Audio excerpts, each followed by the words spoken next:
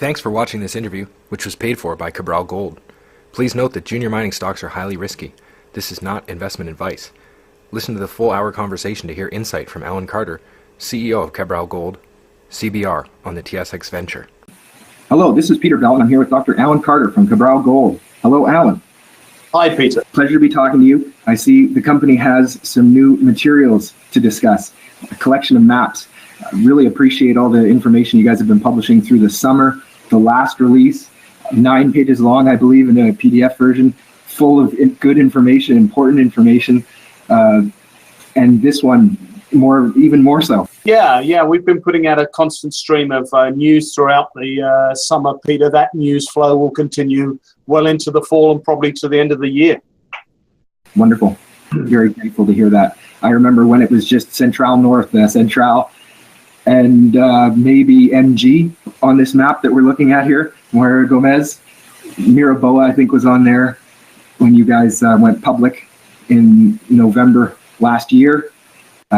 Grateful for that chance to talk to you right around that time as well. Yeah, we've been very active. As you're aware, Peter, we currently have about 180 drill holes, historic drill holes on the project.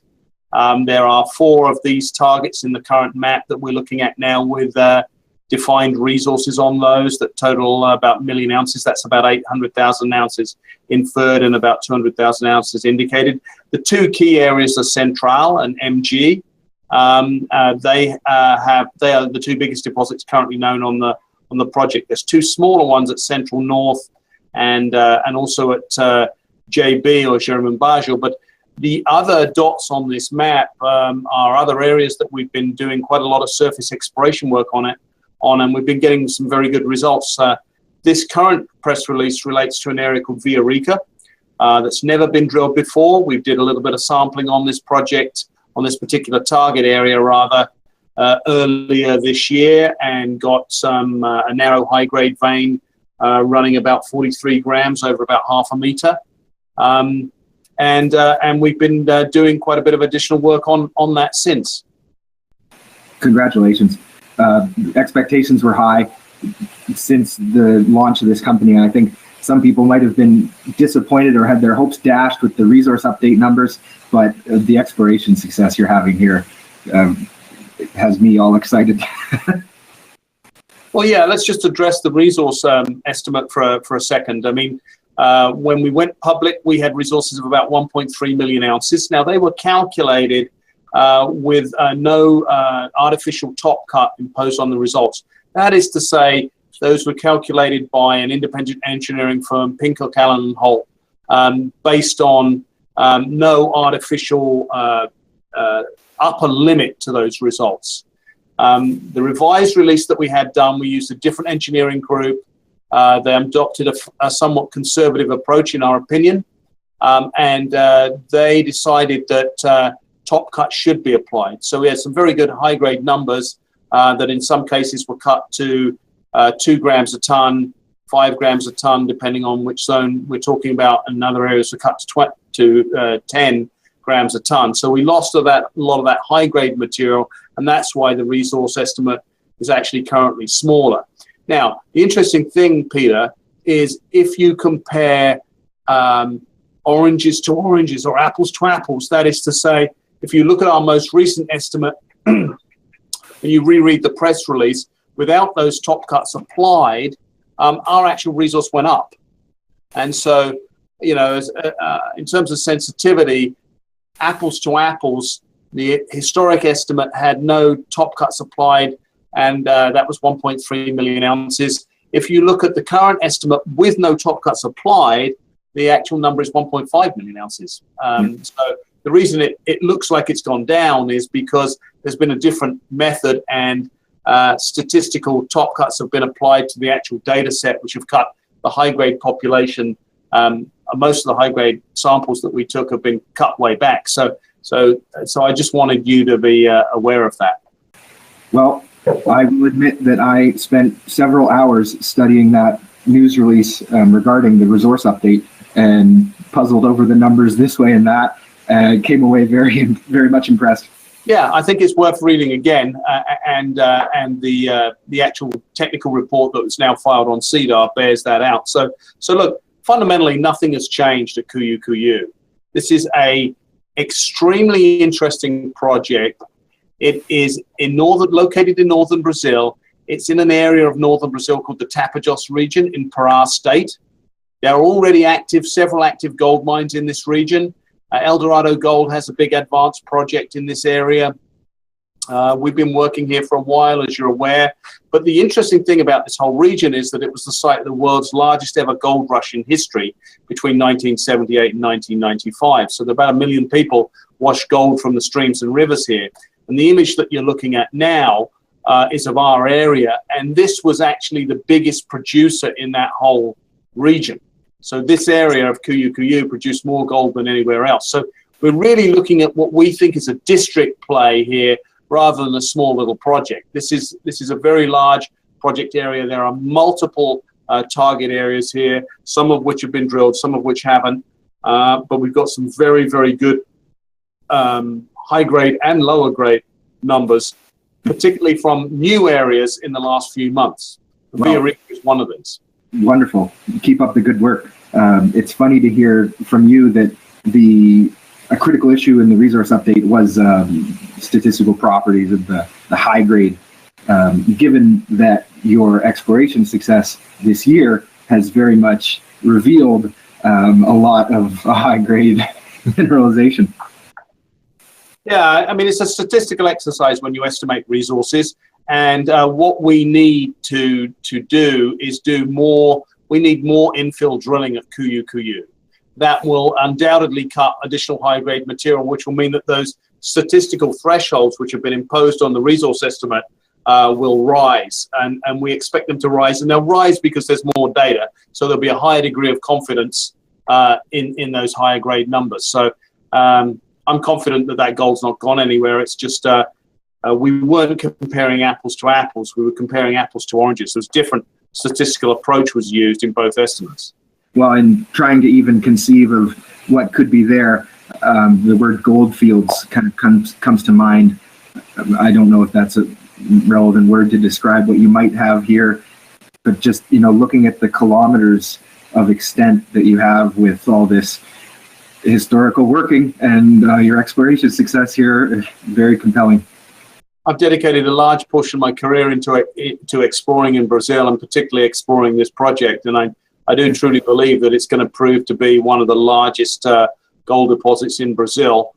And like many projects, you start and you define an initial resource, and then it grows significantly. And I think the work that we're doing now, currently, and we've been doing for the last few months, basically lays the foundation for a much larger resource at Cuiú Cuiú. But we're going to have to do more drilling to prove that up. Yep. And the auger drilling will help, but it's not, resource definition drilling, that people would normally think of. Yeah, well, the auger drilling is shallow drilling. So for those of your listeners that are not familiar with auger drilling, this is man-portable augers. They're not, they are motorized. There is a mechanical auger, which basically will drill down about 25 meters. And we found this approach, particularly in the last few months, to be of a very, very useful. I mean, and as we'll see a bit later on, the main thing that the auger drilling has revealed to us has been that large parts of this project area are covered by post-mineral sediments. Now, what that means is that after the mineralization was formed, at a much later date, there was some sedimentary material that was laying down as rivers meandered over this area that is basically masking the bedrock. Until about 6 months ago, we didn't know that was the case. We assumed that basically the rocks were weathering in surface, and that if we analyzed the soils, they would be a good giving us a good indication of what was in the soil was actually a good indication of what was in the rocks, the weathered rock beneath those soils. What we're finding now is beneath a lot of this area, beneath the soils, we're not into weathered bedrock. We're drilling down through the auger drilling work that we've done into a relatively thin sequence up to 20, 25 meters thick, of sedimentary material which was transported, which is largely barren of any gold and is basically masking the underlying gold deposits in the bedrock. So Villarica is one of the first areas that we've really started to get a grip on, where we know there's extensive post-mineral sedimentary cover that is basically masking the response in the soil sampling we've done, which has until recently been our principal method. The auger work that we're doing now is really giving us new insights on this whole area. And how I've had debates with people online about what you guys should do going forward. I think I said something crazy like, oh, let's get a dozen auger teams out there going up and down that full 18 kilometers of soil anomaly that you have, poking around the edges. Yeah, well, there's certainly financial and equipment limitations in terms of how many people, how many teams we can put in the field. But we've got two main auger teams that right now who drill several holes a day, and we are getting an awfully large amount of information from that work. So, we are looking forward to a steady stream of results well in through to the end of the year, as I previously mentioned. 2 holes per day from 2 teams drilling a hole a day each. What a concept. But we're getting more than 2. We're generally getting several holes a day. Wow. Thinking of, the hard rock work that is done up in these remote locations in British Columbia and things, with the infrastructure benefits and everything at play there for you in Brazil. Wow. Yeah, no, it's exciting. I don't see any of the roads really in this map. Is there any indication, QUQU is that the airfield right there in the middle? Yeah, if you look at the central southeast label just to the bottom, just below that, you can see there's an airstrip there, and there's a small village there of a couple of hundred people. You can't actually see the roads on this map. You can probably start to pick some of them out, but this is sort of like a project scale overview. What we're trying to demonstrate with this map, Peter, is show the extent of the alluvial placer working. So all those drainages you can see with the paler colors have all been extensively worked for gold historically. If you look at the scale bar, you can see that this area is, several kilometers across. We've got a very large gold soil anomaly here, which is not shown on this map. But as I said previously, the gold soil anomalies only really relates to the areas where there's no sort of secondary sedimentary cover. There's large parts of the property, particularly on the eastern side here. Yep. And Villarica, as you can see, is one of the targets on the eastern side where we know there's a lot of post-mineral cover. So yeah. And bear in mind also, as you're well aware, this project is about 20 kilometers to the northwest of Eldorado's Advanced Tocantinzinho project, which they currently got their final mining permits a few months ago. So, and they have about 2 million ounces there. They have a proven and probable reserve there. So we're in pretty good neighborhood. Indeed. And with all the heat this summer in the market for corporate control, M&A and takeover, this and that, who knows what could happen to Tocantinzinho in the future. Yeah, who knows? And a question about this map, again, just are we kind of looking at one catchment in terms of rainfall or the water basins topographically? Yeah, the QUQU property is actually much larger than this map. So this is the central part of the area where we've done most of our work. There's quite a lot of gold that's been produced outside of this area to the northwest, and there's a lot of placer gold to the east here, which we can't do everything at once. Right now, we're trying to focus and build resources on the central part of the concession area. So the main drainage, that most of the streams here drain from the west to the east and then go south.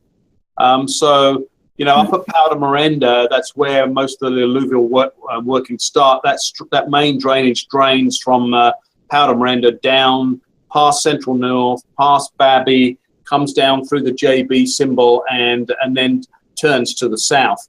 The Miraboa label there, which is another very interesting project, is a sort of tributary to the main drainage, and again drains from the west to the east.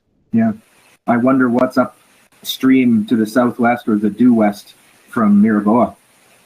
Well, again, that's an area where we are currently active. We've got 2 teams at Miraboa right now. So a lot of placer gold has come down that drainage. We've never done any drilling in there. Most of the drilling that we've done is in the areas which are capitalized. Central North, Central, MG, and to a lesser extent, JB. Yeah. Wonderful. Shall I skip maybe to the last image or the one showing the sedimentary cover? I think the schematic diagram of the sedimentary cover just illustrates the point I was talking about earlier. Yeah, this is a map that our VP drafted up recently. So until a few months ago, really our view of the project area was the right-hand side of this slide, which is that the black sort of spidery stuff is typical of the sort of like schematic depiction of the mineralization in the granitic rock. And of course, that then weathers. There's a thin area of colluvium on top, and then there's soil cover, which is the pale yellow on top. And so that we thought that we had to have a good gold anomaly in the soil to really be indicative of having a bedrock gold deposit in the granite underneath. Now, a few months ago, as I said earlier, we started discovering that large parts of the project area were covered by a sequence of clays and sands that had been washed in as a result of lakes and rivers meandering over this area, probably over the last several millions of years at least. And so what that has done is that there's transported cover that sits over large areas of bedrock here. And so that is kind of masking the response. So you can see, because you've got all that thickness of transported material, which doesn't have any gold in it per se, that is effectively masking the underlying bedrock. So the soil sampling that we've done over a lot of this area, where we've not got gold in the soils, is not necessarily indicative that there may be a gold deposit underneath. There may well be a gold deposit underneath in areas where the soil samples had no values. Yeah, wonderful.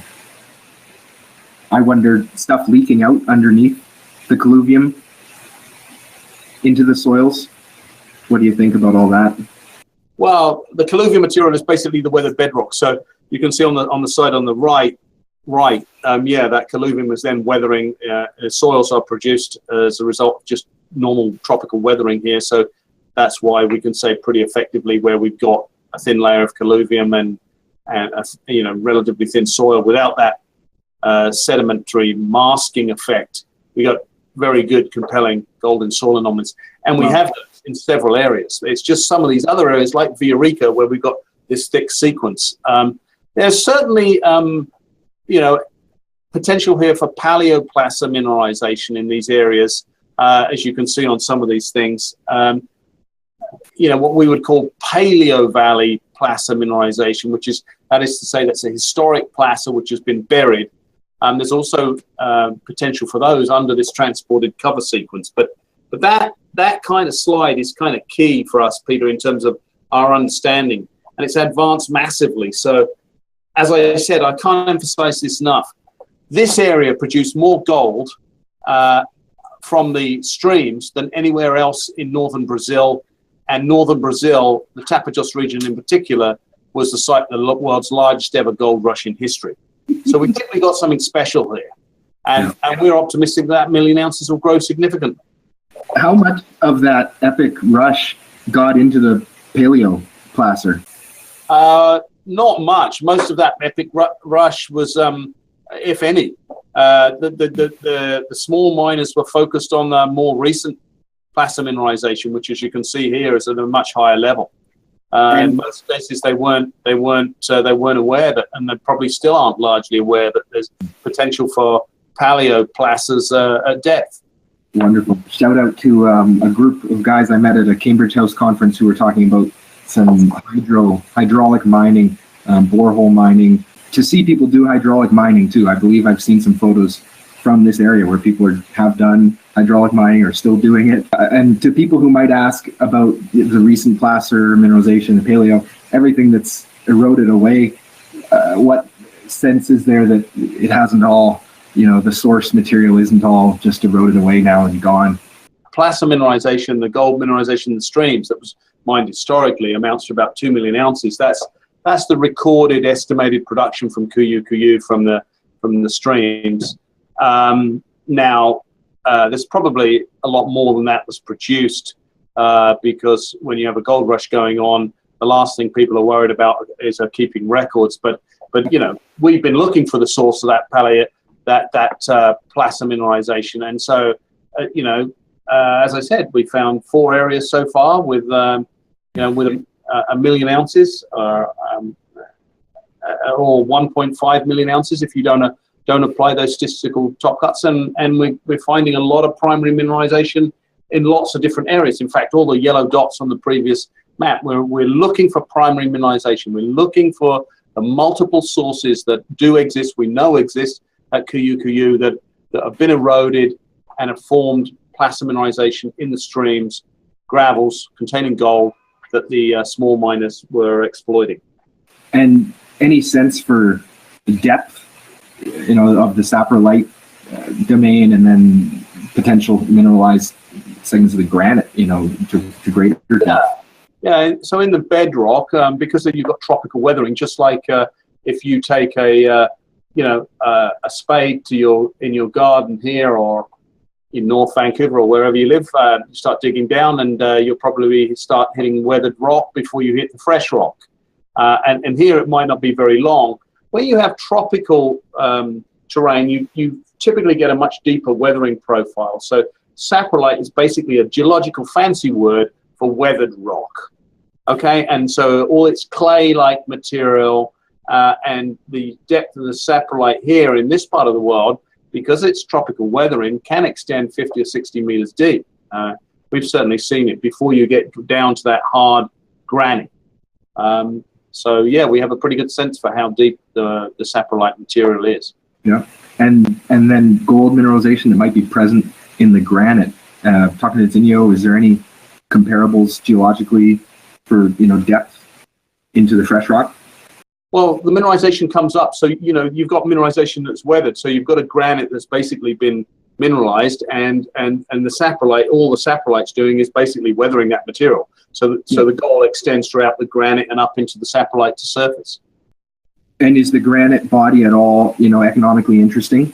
Oh yeah, absolutely. I mean, all our resources are calculated. It's a mixture of saprolite and granitic material. So our resources extend down to about 250 meters depth, true depth, and they're all open at depth. And it's the same for example, El Dorado's deposit next door. They have, and we were involved directly in the discovery of that, so we know quite a lot about it. But geologically, it's very similar. They have weathered granite on top, which is basically now called saprolite, but it's weathered, it's mineralized, and then as the effect of the weathering lessens, you get down into hard granitic rock containing gold.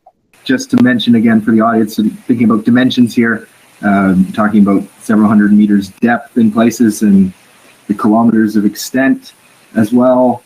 I guess the third dimension being that these, as indicated in this diagram, these stockwork zones are relatively narrow in their width, maybe? Not always. The stockwork zones are generally wider. There's 2 types of mineralization here, Peter. We've got stockwork zones which are up to 100 meters wide. Certainly the central zone is about 100 meters wide. The MG zone is a bit narrower, 50 to 80 meters in terms of width. So we've got that. And what a stockwork is basically an area of rock that has basically been shot through with tiny little veinlets, some only a millimeter or 2 in width, but it's basically been shattered through with all these quartz veins.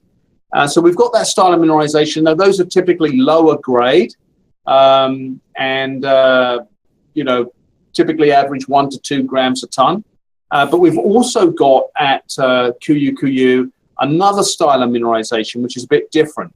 These are narrower, high-grade veins that also occur, sometimes with the stockwork, sometimes without, sometimes on their own, and they are much narrower sort of things, 1, 2, 3 meters wide, and they are just generally single veins that just basically cut the rock, and there's no lower grade mineralization halos or stockwork halos surrounding that. So we've got both types. The interesting thing about this particular prospect that we're talking about here, called Villarrica, is that Villarrica has both styles of mineralization. We knew that there were high-grade mineralization at Villarrica previously, because earlier this year we put out some results that included 0.5 meter at 43 grams.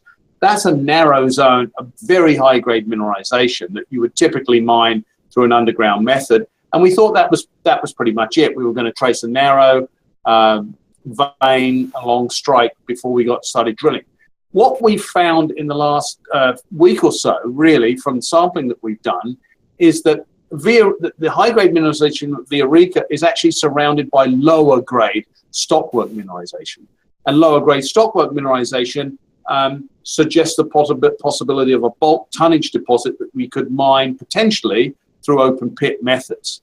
Now, the significance of these two styles of mineralization together is important, because the other 4 areas where we have existing deposits that have been drilled and included in our 43-101 estimate, all 4 of those have both styles of mineralization.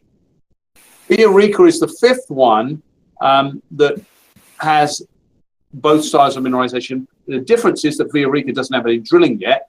The other big difference about Villarrica is that it's underneath all these sediments.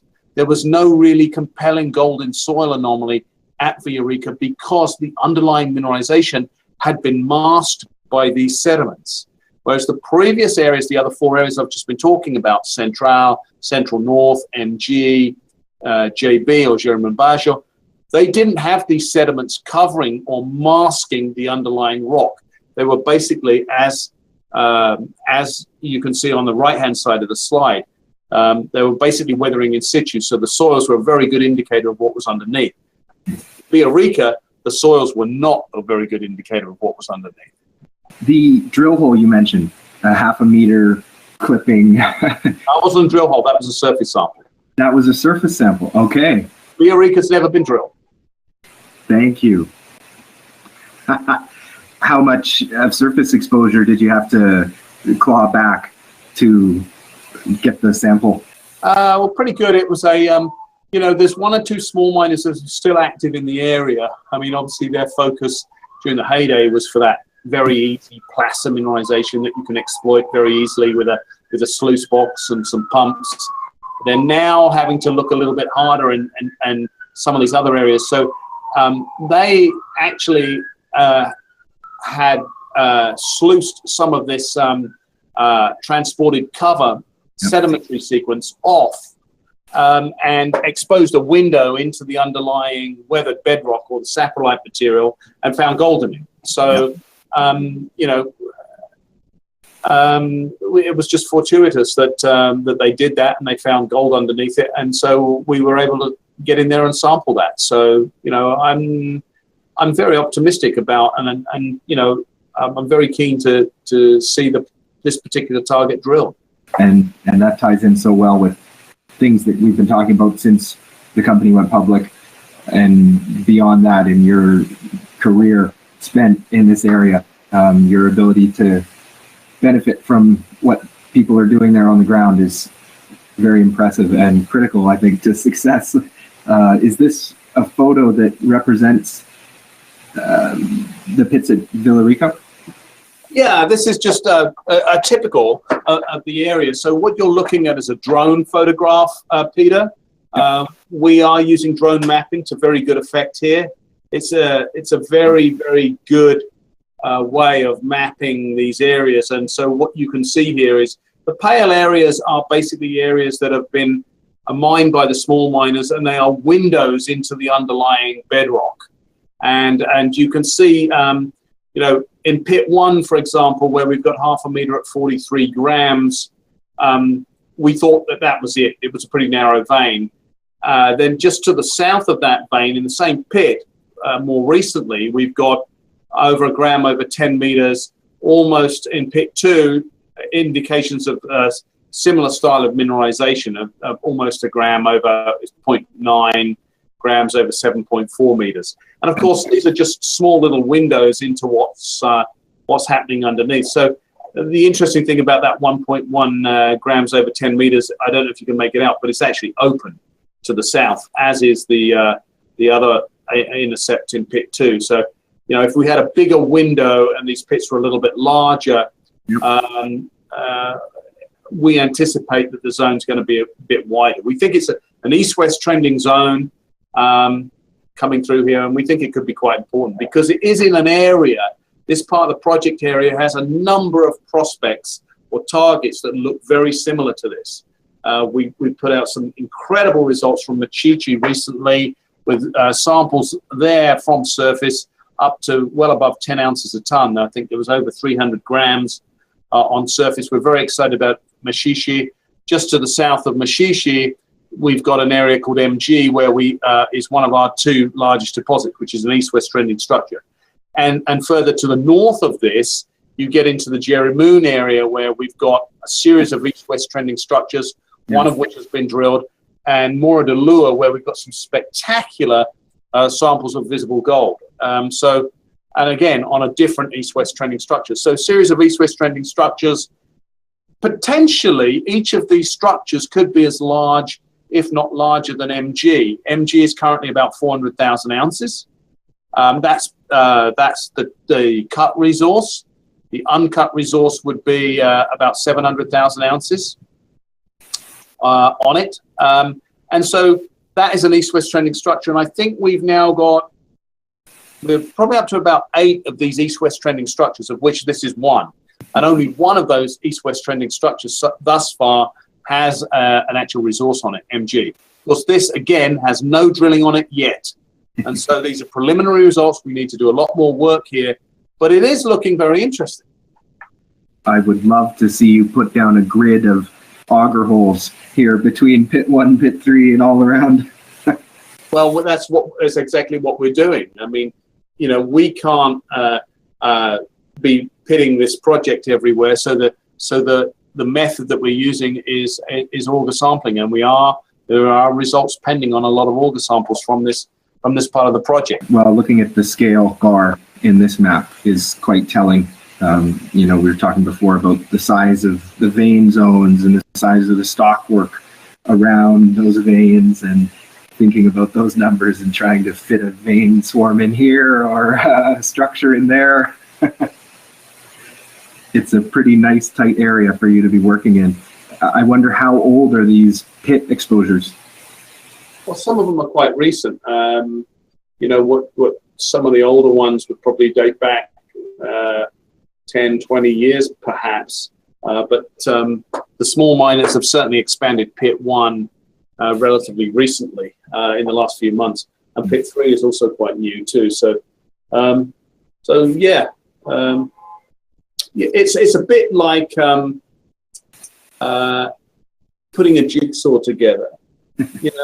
This is just one small piece of a much larger district called Cuyo Cuyo. And so we're gradually looking at these pieces, moving them around, trying to fit them together with other pieces, and a pattern is gradually emerging. And this is one small piece of a much larger puzzle, but it's an important piece. Certainly. Well, and turning the pieces over. Looking at the way they've done this pit work and everything, it really exemplifies that adage from the minerals exploration, doesn't it? Yeah, it sure does.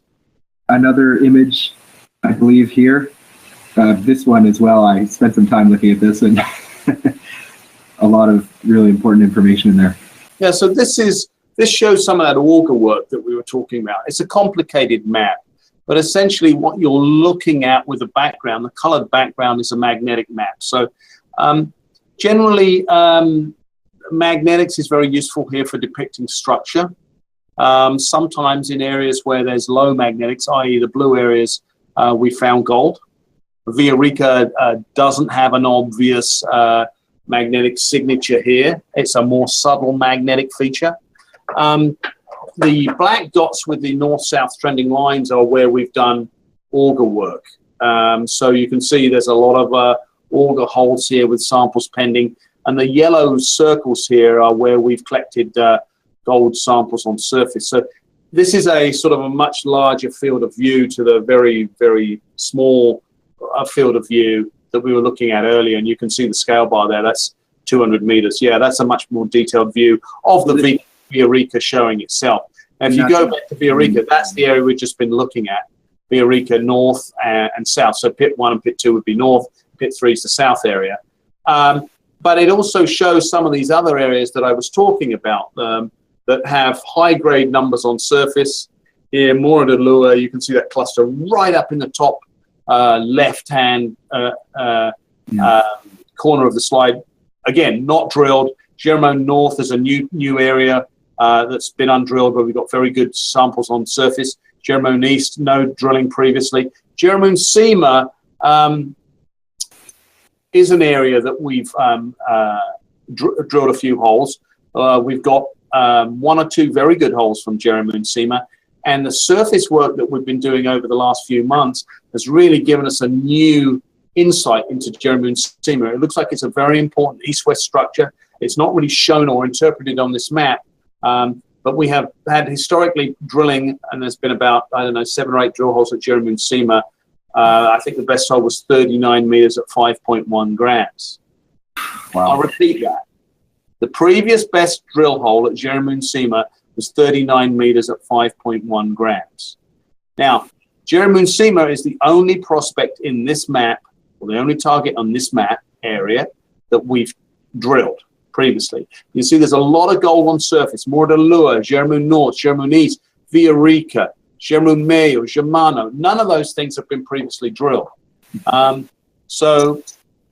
We think this map area, which is, as I said, a larger sort of view area, has the potential to deliver significant additional resources to the overall resources at Cuiú Cuiú. So we've got a lot of work to do here, Peter, but it's quite exciting.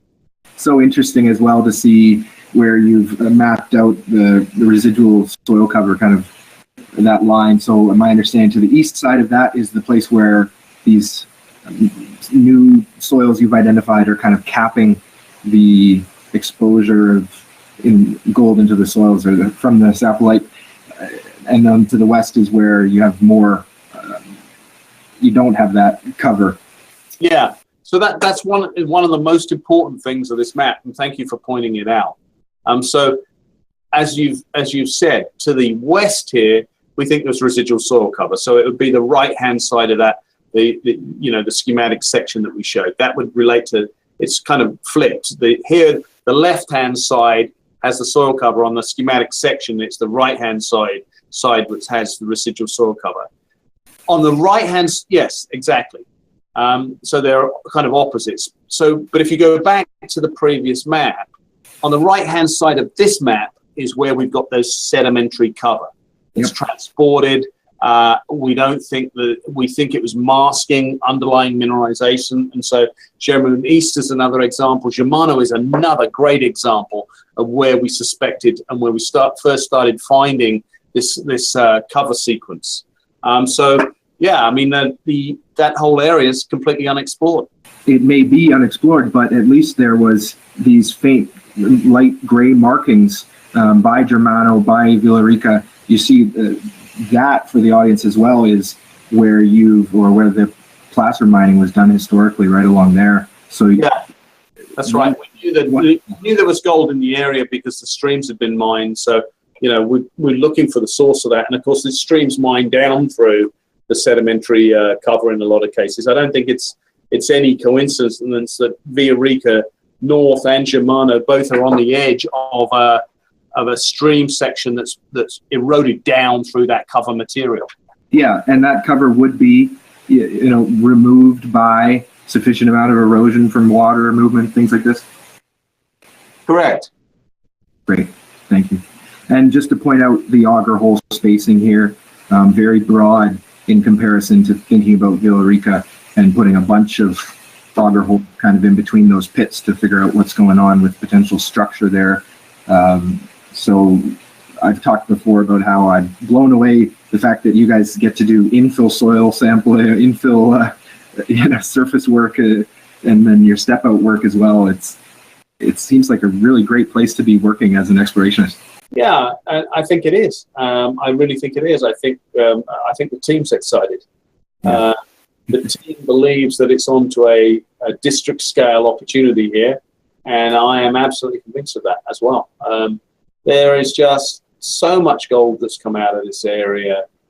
And if you look at the gold production historically from the streams of our neighbors, El Dorado Gold, the estimated production from the golden streams there was about 200,000 ounces. And they have a resource of about 2 million ounces.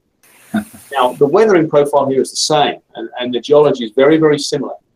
The gold production from the streams here is an order of magnitude larger than our neighbors, yet currently our resource is smaller. So there's something that doesn't fit there. And so given that everything else is very similar, the weathering profile, the geology, the structural controls, the alteration type, et cetera, and the difference is that we haven't finished exploring this project yet. And so I do truly believe that the resource here will grow significantly. I mean, just look at all the areas here that haven't had a single drill hole. And maybe a tough question for you here. Coringa. It would seem that, people are scared of these deposits with these vein systems and the potential for write-downs and resource estimates, even for Cabral, right? I don't think it was I don't think that's what happened with this update, but I'm sure that there are people who put their fingers in their ears and say, oh, no, the numbers that they... So is it, I think about the big systems in British Columbia, big porphyry, the Seabridge example, they talk about 40 million ounces in reserves, and the grade's like half a gram or something like that. And then to hear you talking about the grades you're seeing in these veins and the work you're doing to understand the structures and everything, it must be a challenging project too, chasing these things and pinning them down. Yeah, I think Peter, look, it is challenging. There are lots of variables when you're exploring, and sometimes nature throws you a few curveballs. I think listeners need to bear in mind, and investors need to bear in mind, that when you're calculating resources on a project, it is a statistical exercise. And that statistical exercise, when you do a statistical exercise, different qualified people have a different approach to doing that. The Coringa deposit that we were involved in the discovery of that, and obviously pushed it through to feasibility study, was a bit of a different type of deposit. There was no low-grade stockwork material there. And by the way, the current resource at Cuyu is all stockwork material. High-grade veins, by their very nature, are, as you know, quite difficult to accurately assess.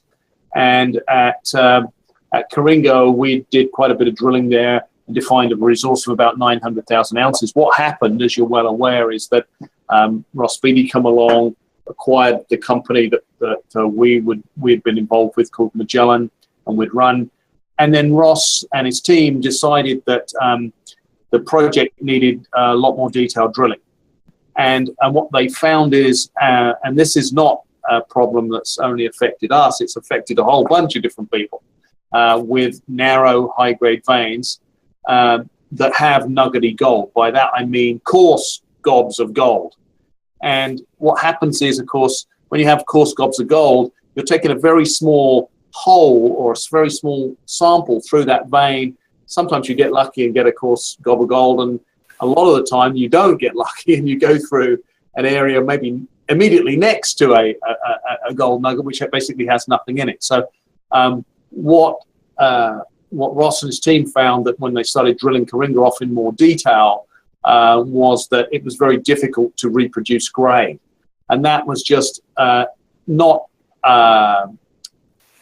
The issue is that was the style of the mineralization, and it's very hard to test. Doesn't mean that the gold's not there. It means that you've got to get larger samples to accurately determine the grade, which is why in a lot of cases, once people have determined that there's a gold-bearing vein with some decent values, is they go into bulk sampling, because bulk sampling is a much more expensive but more accurate method of actually determining grade. So Yeah, no, it's unfortunate, but at some point, somebody's going to go in and take those bulk samples at Coringa.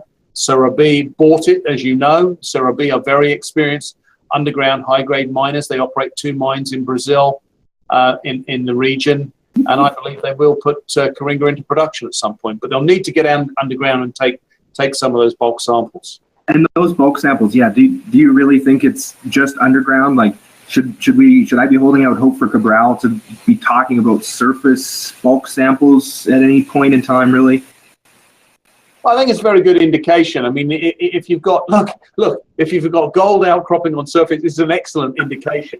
As I said, Cabral's a bit different. Our deposit style mainly is the stockwork style mineralization.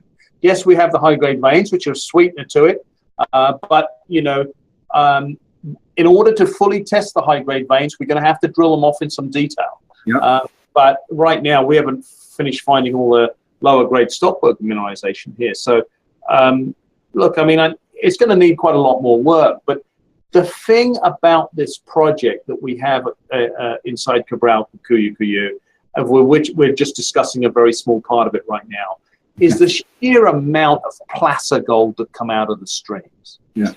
It's really, really compelling, Peter. As I said, and I've already told you this a couple of times, this project produced over 2 million ounces of placer mineralization. Now, if you consider the small miners were probably only recovering about 50% of the gold because the methods they were using were very rudimentary, there's probably another 2 million in the tailings here, still in those streams. There's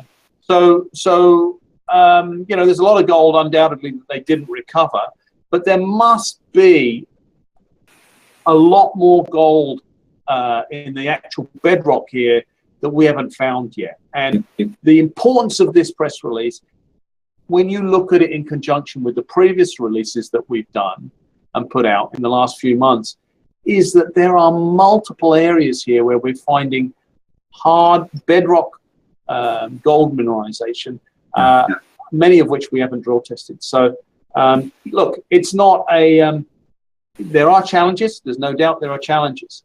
But you have to continue looking at the way you're approaching this. We've got an excellent exploration team, and you have to bear in mind the amount of work that you need to do to define a resource. In some cases, it's considerable.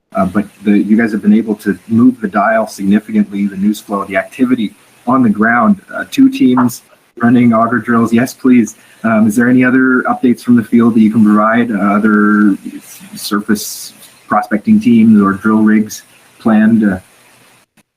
Well, I can tell you that we are very active on a lot of different areas on this map that you're looking at right now, which is, as I said, that central part of the area. This release, as we've been discussing, relates to Villarica, but we have additional results pending from Miraboa, where we're very active, Central Southeast, where we're looking for the southern extension of the central deposit itself, Central North and Powder Miranda, where we're looking for the continuation of the central deposit to the northwest. We have additional samples pending on the JC area, and there's additional work planned at Guarim. There are several additional areas on this map that aren't plotted yet, where we continue to look at new areas. So our focus is on expanding the resources at Cuyu.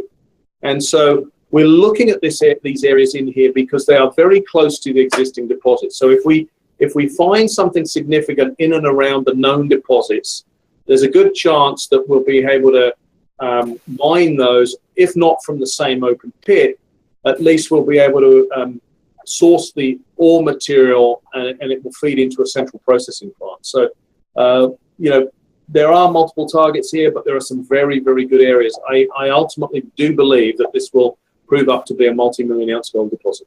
And resource definition with auger drilling, how significant is that for people who may be watching the numbers there? Auger drilling isn't really going to give you anything. It's not going to add anything to the resource. We need diamond drilling to add to the resources. A lot of the surface channel sampling, however, will add to the resource, but the auger work is generally vertical, and our mineralization is subvertical in most cases. So the auger drilling itself won't add to the resource, but a lot of the channel sampling will. Yeah, wonderful. Villa Rica. Thank you very much, Alan. Thanks, Peter.